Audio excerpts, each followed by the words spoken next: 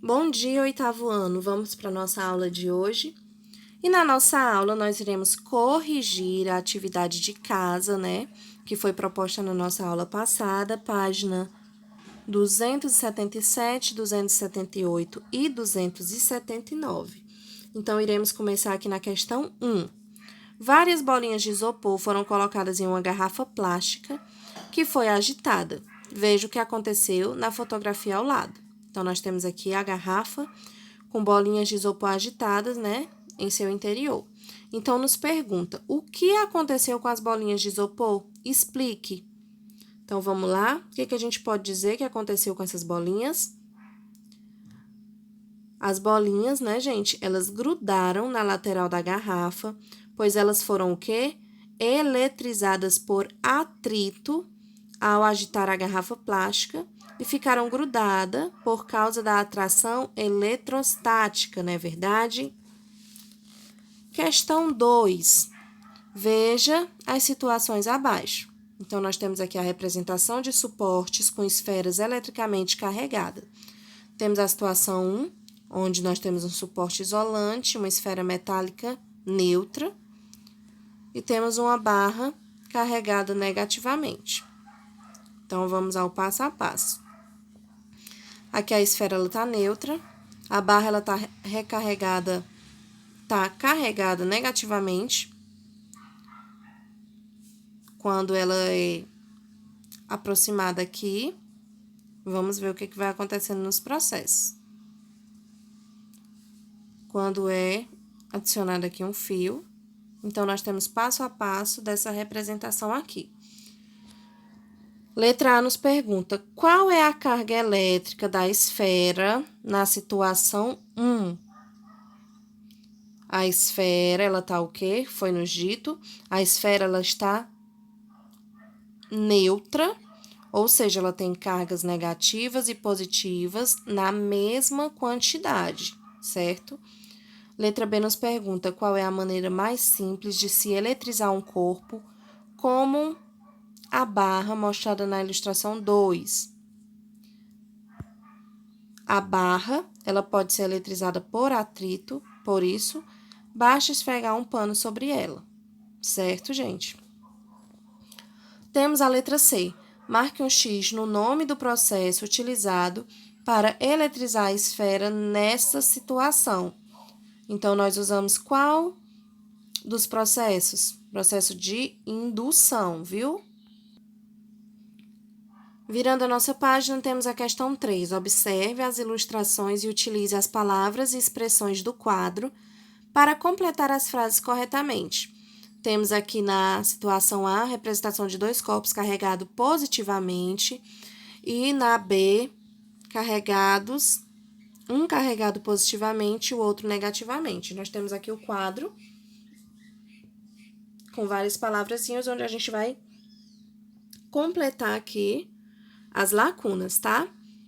Então, nós vimos que o quê? Quando temos cargas iguais, eles se repelem, cargas diferentes, eles se atraem, né? Então, vamos lá. Letra A. Corpos carregados eletricamente, assim como as cargas elétricas, têm a propriedade de se atrair ou de se repelir. Na ilustração A, as cargas elétricas sofrem repulsão, pois possuem sinais iguais. Letra B. Corpos carregados com cargas elétricas de sinais opostos se atraem, como mostra a ilustração B. Esse fenômeno é chamado interação eletrostática de atração. Temos a questão 4, gente. Relacione as colunas. Para isso, escreva na segunda coluna a letra correspondente. Então, nós temos aqui. Quantidade de elétrons é maior do que a quantidade de prótons. Isso é o que, gente? Um corpo eletrizado negativamente, quando a quantidade de elétrons é maior do que a quantidade de prótons. B. A quantidade de elétrons é igual à quantidade de prótons. É um corpo eletricamente neutro, quando a quantidade de elétrons e de prótons são a mesma. Quantidade de elétron é menor do que a quantidade de próton, é um corpo eletrizado positivamente, tá bom?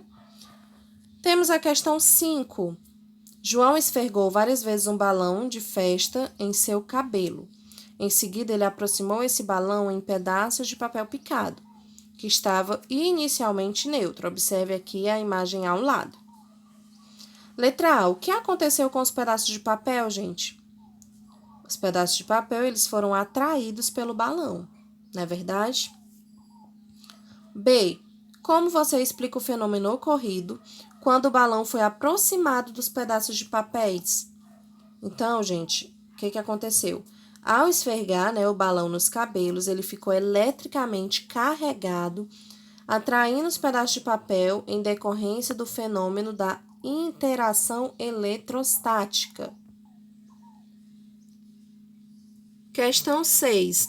O gerador de Van de Graaff é um aparelho de laboratório utilizado para obter altas tensões e gerar eletricidade estática. Ao tocar a esfera do gerador eletrizada com a mão, uma pessoa fica com seu cabelo arrepiado, como aqui o da fotografia. Faça uma pesquisa e explique em seu caderno como ocorre o fenômeno mostrado na fotografia. É uma resposta pessoal, mas aí vocês podem estar respondendo que quando uma pessoa ela entra em contato com a esfera do gerador, cargas elétricas são transferidas para o corpo. Essas cargas elétricas ela atingem os cabelos em razão da condução ocorrendo a repulsão eletrostática entre os fios de seu cabelo, já que as cargas elétricas iguais elas se repelem. Questão 7. Um dos processos de eletrização também ocorre durante as tempestades, como relâmpagos. A eletrização por indução é uma das responsáveis pelas cargas elétricas que vemos na atmosfera. Leia e analise a frase que segue, corrigindo-a em seu caderno caso necessário. Os relâmpagos são descargas elétricas que podem ocorrer apenas da nuvem para a superfície da Terra e também entre as nuvens, pois dependem do local no qual as cargas positivas serão induzidas, já que são os prótons que se movem. Então, vamos lá? Como que a gente reescreve essa frase? Os relâmpagos são descargas elétricas que podem ocorrer da nuvem para a superfície da Terra, certo? Da superfície da Terra para a nuvem e também entre as nuvens, pois depende do local quais cargas negativas serão induzidas, já que são os elétrons que se movem, tá? E não os prótons.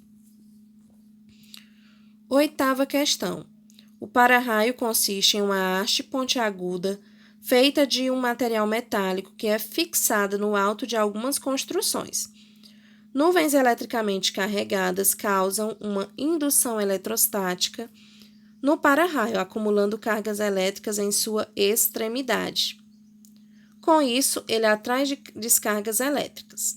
Converse com seus colegas sobre a finalidade de um para-raio, se necessário, faça uma pesquisa. Então, é uma resposta pessoal, gente? E aí, a gente pode estar comentando que o quê?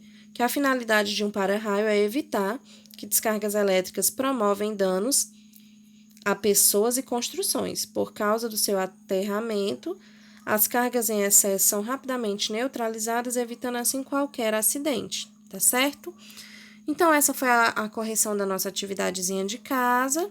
E a tia deixou para vocês agora que vocês estejam continuando a exercitar, fazendo as atividades da página 283 a 286. Respondam, me enviam. Na nossa próxima aula, nós iremos corrigir. Grande beijo para vocês e bons estudos!